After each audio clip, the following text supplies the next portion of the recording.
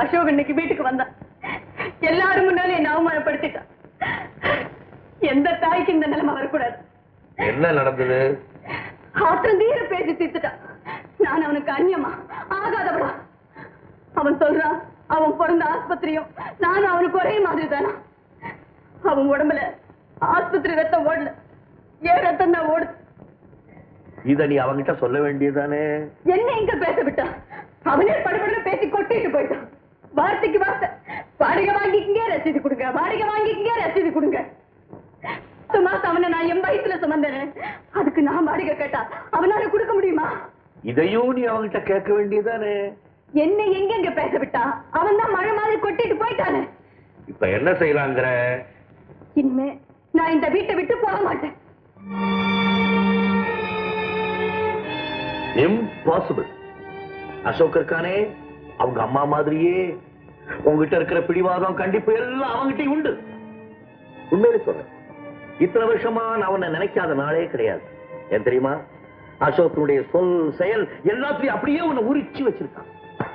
நீ இந்த வீட்டுல இருக்கணும்னா அதை முடிவு செய்ய வேண்டியவன் அவன், நான் இல்லை. ஏன் அப்படி?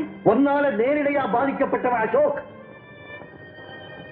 நீ என்ன பிரிஞ்சது எனக்கு வேணா தண்டனையா இருக்கலாம். பாவம் அசோக் என்ன தப்பு பண்ணா? 15 வருஷமா தன் தாயுடைய அன்பே என்னன்னு தெரியாம வளர்ந்திருக்கானே. தன்னை பெத்த தாய் தன்னை வெறுத்து ஒதுக்கிட்டாளேங்கிற ஏக்கம் இன்னும் அவன் மனசை விட்டு போகவே இல்லை. அதுக்காக அவன் காலில் விழுந்து மன்னிப்பு கேட்கிறேன். அசோக் நிச்சயமா மன்னிக்க மாட்டான். ஏன் தெரியுமா? ஆனா அவங்க அம்மா மாதிரி. நீங்க சொல்லக்கூடாதா? அன்னைக்கு உங்க அப்பா சொல்லி நீ கேட்டியா? இதுக்கு வேற வழியே இல்லையா? நீ நினைச்சதெல்லாம் நடக்கணும்னா இந்த உலகம் 15 வருஷம் பின்னோக்கி போகணும். அசோக்கு 3 வயசு ஆகணும். அவனை நீ அன்போடு எடுத்து வளர்க்கணும். இதெல்லாம் நடக்கக்கூடிய காரியமா? உங்களுக்கு என் மேல இறக்கமே இல்லையா? நான் சொல்ல வேண்டியதெல்லாம் சொல்லிட்டேன். இனிமே நீங்க இல்லாம எனக்கு வாழவில்லைன்னு உங்களுக்கு தெரியும். நான் உங்க கூட வாழறதுக்கு நீங்க தான் ஒரு வழி சொல்லணும். இல்ல இன்னைக்கு இந்த இடத்துலயே வாழ்க்கை முடிச்சுக்குவேன்.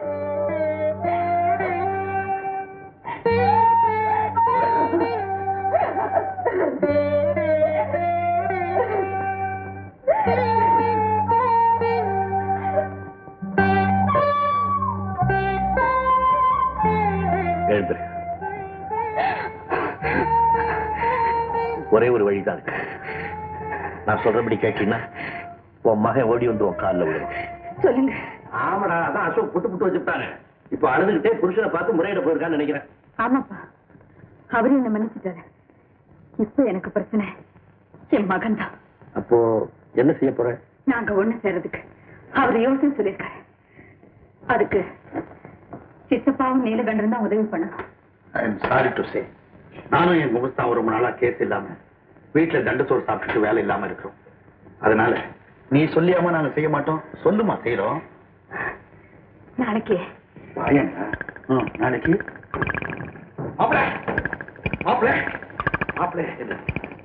அசோக் உள்ள இருக்கிறானா? ஆரம்பிக்கலாமா? சார், இந்த அக்கிரமத்தை பாத்தீங்களா சார்? இப்படி ஒரு பிள்ளை அங்க பார்த்ததே இல்ல சார்.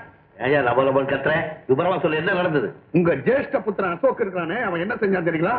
நாங்க கார்ல வந்துட்டு இருக்கப்போ வழி மறிச்சு எங்களை எல்லாம் இறங்க சொல்லிட்டு ஒரு கடப்பாரியை எடுத்து நொறுக்கிட்டான் சார். கண்ணாடி எல்லாம் தூள் தூளா போச்சு சார். ஒரே ஒரு கண்ணாடி அமைச்சமாச்சு. அதான் என் மூக்கண்ணாடி. விளையாடுறீங்க? அவனால எப்படி காரை நொறுக்க முடியும்? அவனால எப்படி காரை நொறுக்க முடியும்னு இவர் கேட்கிறாரு. அதானே, வேணும்னா அவனுக்கு ஒரு புது காரை வாங்கி கொடுங்க, கையில ஒரு கடப்பாரியை கொடுங்க, முறுக்கு நொறுக்குற மாதிரி நொறுக்குறானா இல்லையா பாருங்க. என்ன சொல்றாங்க? ஆமா, நீ உங்க வீட்டுக்காரரா? நான் ஆம்பளைங்க. என் வீட்டுக்கார 10 மணிக்கு நொறுக்கிட்டு ஒண்ணும் தெரியாத புள்ள மாதிரி வந்து நிக்கிறியா? விளையாட்டு கூட அப்படி வேடிக்கையா பேசாதீங்க, அப்புறம் மரியாதை தவறு பாத்தீங்களா? இதுல இருந்து நொறுக்கி இருக்கிறானா இல்லையான்னு உங்களுக்கு தெரியுதா? சுருக்கமா சொல்லவா விளக்கமா சொல்லவா? சொல்லி கொடுத்தத சொல்லையா. இங்க மாப்பிள்ள, நானு கோகிலா நானே இருந்தேன். நீதான் எப்போ இருந்து தொலைறிய? எல்லாரும் கோயிலுக்கு போயிட்டு திரும்பி வரோம். எந்த கோயிலுக்கு? அதான் நீங்க சொல்லலையே. வடமாலை போட்டிருந்ததே அனுமார் கோயிலுக்கு.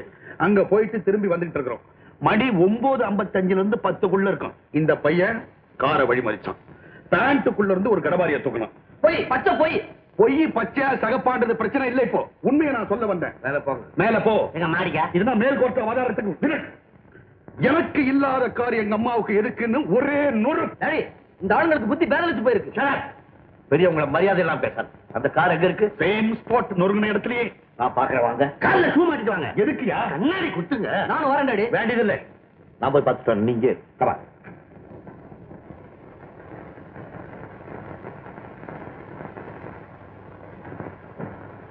அசோக், டாடி போனது என்னாச்சு பாத்தீங்களா? பார்க்காம என்ன பாத்தீங்க? உன்னை சின்ன பிள்ளை நினைச்சுக்கிட்டு இருந்தது என்னுடைய பைத்தியக்காரன். இப்படியா கார் சுக்கு சுக்க நொறுக்கிற? அப்பா இவ்வளவு பலம் உனக்கு எப்படி வந்தது? என்னப்பா சொல்றீங்க? இந்த அளவுக்கும் தாய் மேல உனக்கு வெறியா? அவ என்ன பிரிஞ்சு வாழ்றது நியாயம்டா? அதுக்காக அவளுக்கு இவ்வளவு பெரிய தண்டனையா? கிடையவே கிடையாது. அவங்க உங்களை ஏமாத்தி இருக்காங்க. டேய், என்னை ஏமாத்துறதுக்கு எந்த பயலுக்கும் சக்தி இல்லடா. ஏன் நானே என்ன ஏமாத்திக்க முடியாது? ஏன் முடியாது? ஏதாவது உடைஞ்சு போன காரை காட்டி அதை நான் உடைச்சேன்னு சொல்லலாம் இல்லையா? அதுக்கு அவசியம் என்னன்னு கேக்குறேன். ஓஹோ, உங்க அம்மாவை வேண்டான்னு தூக்கி எறிஞ்சு பேசிட்டு வந்தியே, அத மனசுல வச்சுக்கிட்டு வேணும்னே உன்னை பழி வாங்குறாங்கன்னு சொல்றியோ? ஆமா, அப்படித்தான் இருக்கும். என்ன அப்படித்தான் இருக்கும்? நீ சொல்றது உண்மையா இருந்தா நாளைக்கே ஒரு கொலைக்கேச தூக்கி ஒரு தலைமையில போட்டு பழி வாங்கலாமே. அந்த அளவுக்கு போறதுக்கு முன்னாலே அம்மான்னு அவ காலில் விடுகிறதான் புத்திசாலித்தனம். அதுக்கு நான் தயாரா இல்ல. அதுக்கப்புறம் உன் இஷ்டம்.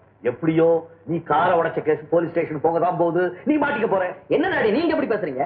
அவங்க பயமுறுத்தலுக்கு நான் ஒண்ணும் பண்ணி தயாரா இல்ல. சட்டத்தை பத்தி உங்களுக்கு தெரியாதா? நல்லா தெரியும்பா. எத்தனையோ நிரபராதிகள் மாட்டிக்கிட்டு இருக்காங்க, எத்தனையோ குற்றவாளிகள் தப்பிச்சுக்கிட்டு இருக்காங்க. இதெல்லாம் உனக்கு தெரியுமோ தெரியாதோ? ஆக இன்னும் கொஞ்ச நேரத்துல போலீஸ் இங்க வரப்போகுது. சாட்சி சொல்ல நீங்க இருக்கீங்க, நான் பயப்படல. நான் ஏன்டா சொல்லணும்?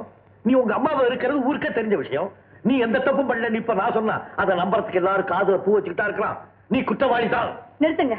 கோகிலா, மத்தவங்க தான் அவன் பேர்ல பொய் புகார் கொடுக்கறாங்கன்னா நீங்களும் அந்த கூட்டத்துல சேர்ந்துக்கணுமா? உடஞ்ச காரை என் கண்ணால பாத்துட்டு வரேன். அது உன் கார் இல்லைங்கிறியா? அது என் கார் தான். அதுக்கு என்னப்போ? உடைச்சது யாரு? நான் தான், வேற யாரும் இல்ல. கோகிலா, அப்படின்னு என்னால போலீஸ்ல சொல்ல முடியும் இல்லையா? அப்படி நீ சொன்னீங்கன்னா உன்னை பைத்தியக்கார ஆஸ்பத்திரிக்கு அனுப்பிச்சிருவாங்க. அத பத்தி எனக்கு கவலை இல்ல. ஓஹோ, இப்பதான் விஷயம் புரியுது. உன் மகன் மேல உள்ள பாசத்தினால அவனை நீ காப்பாத்த நினைக்கிறேன். என்னதுக்கு அவங்க காப்பாத்தணும்? உன்னை பெத்தவளாச்சப்பா. நான் தான் உடைக்கலன்னு சொல்றேனே. நீ உடைக்கிறப்பா, நீ உடைக்கிற. பேஷ், இப்படி ஒரு பரிதாபமான தாயை நான் பார்த்ததில்லை. ஆனா என் மகன் ஒரு துஷ்டனா இருக்கிறதுக்கு நான் அனுமதிக்க மாட்டேன். என்ன செய்ய போறீங்க? அவனை கொண்டுட்டு போய் போலீஸ் ஸ்டேஷன்ல ஒப்படைக்க போறேன். அப்பா ஆனா இல்லைங்க. எங்க என்ன தாண்டி கூட்டிட்டு போங்க பாக்கலாம். என்ன தடுத்து நிறுத்துறேன். இப்ப என்ன நடக்கும் சொல்ல முடியாது. அப்படின்னா நானும் போலீஸ் ஸ்டேஷனுக்கு வருவேன். நீ எதுக்காக? அந்த காரை நீங்க தான் உடைச்சீங்கன்னு சொல்ல போறேன். காத்தாடி பாருடா, பெத்த மகனை காப்பாத்துறதுக்காக புருஷன் மேலே குண்டை தூக்கி போடுறா. இப்ப பாருங்க, என் சொத்து உடைமை எல்லாமே என் மகனுக்கு சொந்தமானது. அதை உடைக்கவோ அழிக்கவோ அவனுக்கு உரிமை இருக்கு. அம்மா மகன் பிரச்சனையில தலையிட உங்களுக்கோ மத்தவங்களுக்கோ உரிமை இல்லை. நான் வரேன். இவன் அம்மா, இவள தாய அடையறதுக்கு நீ கொடுத்து வச்சிருக்கா. பாத்தியா பாத்தியா என்ன சொல்லிட்டு போறா? பாத்தியா ஏன் என்ன நிக்கிற? ஓடி போய் அம்மா நான் செய்ததெல்லாம் தப்புன்னு காலில் விழுந்து மன்னிப்பு கேட்டு அவளை வீட்டுக்குள்ள கூட்டிட்டு வாடா. ஓடா ஓடு. ஐயோ, எனக்கு பைத்தியமே பிடிச்சிரும் போல இருக்கே. ஏன்பா? என்ன சுத்தி என்ன நடக்குதுன்னு ஒண்ணுமே புரியலையே. உனக்கு எது புரிஞ்சாலும் புரியாச்சு போனாலும் ஒண்ணு மட்டும் புரிஞ்சுக்க, உங்க அம்மா சாதாரணமான ஆள் இல்ல. She is great. மாப்பிளே, இனிமே நாங்க பொறுக்க மாட்டோம். வேற என்ன செய்ய போறீங்க? சாரி டு சே, போலீஸ் ஸ்டேஷன்ல கம்ப்ளைண்ட் கொடுக்க போறோம். ஏன் நம்ம பையன் ஏதாவது வாலாட்டிட்டானே? பரவாயில்லையே. கை ஆடி போச்சே, கழுத்தை நிறுத்திட்டானே. யாரே? கோகிலா அவருடைய கழுத்தை.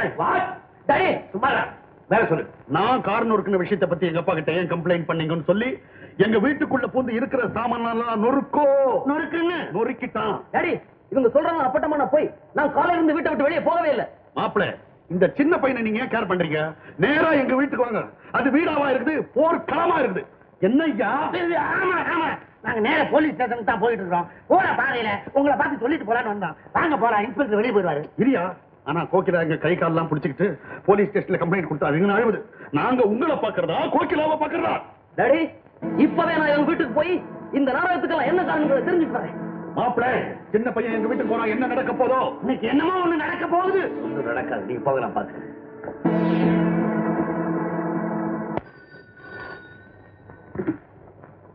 ஹலோ ஓகேவா?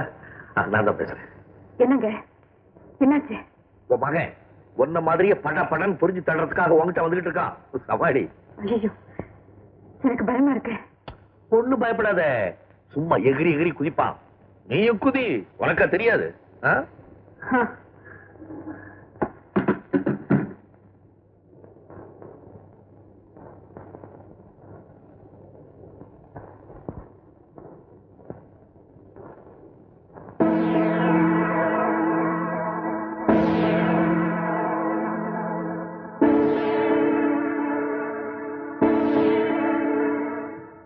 கொடுத்தீங்க.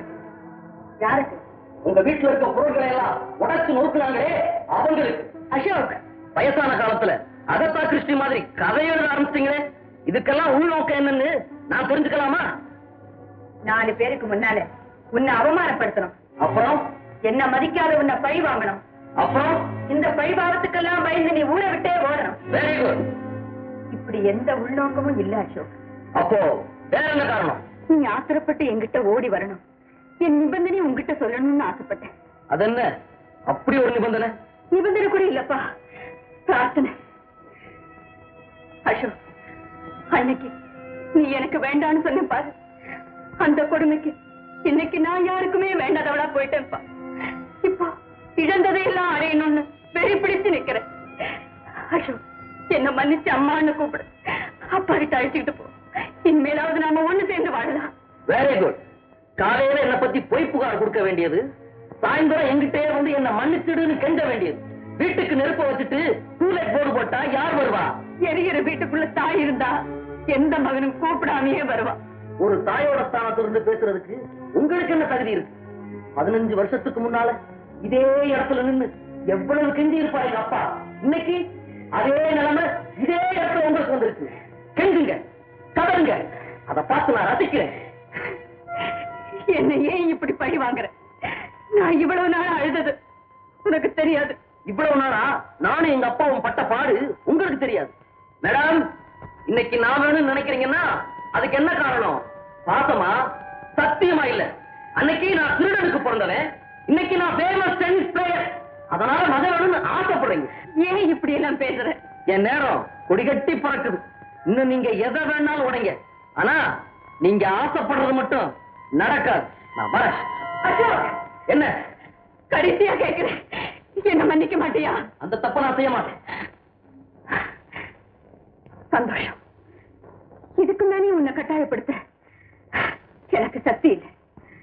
ஆனா ஒரு நிமிஷம் நான் சொல்றதை கேட்டுட்டு போயிடு. இன்னைக்கு நீ எனக்கு எதிரின்னு எல்லாரும் நம்பிக்கிட்டு இருக்காங்க, அப்படியே நம்ப வச்சிருக்க. சந்தேகமான முறையில நான் இருந்துட்டா என் மரணத்துக்கு நீதான் காரணம்னு மத்தவங்க முடிவு பண்ணுவாங்க. அதுக்கப்புறம் நீ தப்பிக்கவே முடியாது. அப்போ உன் நிலைமை என்ன? சபாஷ். உங்க ரியல் கலர் என்னங்கிறது இப்ப காட்டிட்டீங்க. சொந்த மகனையே அம்மா பிளாக்மெயில் பண்றது சாதாரணமான விஷயமா?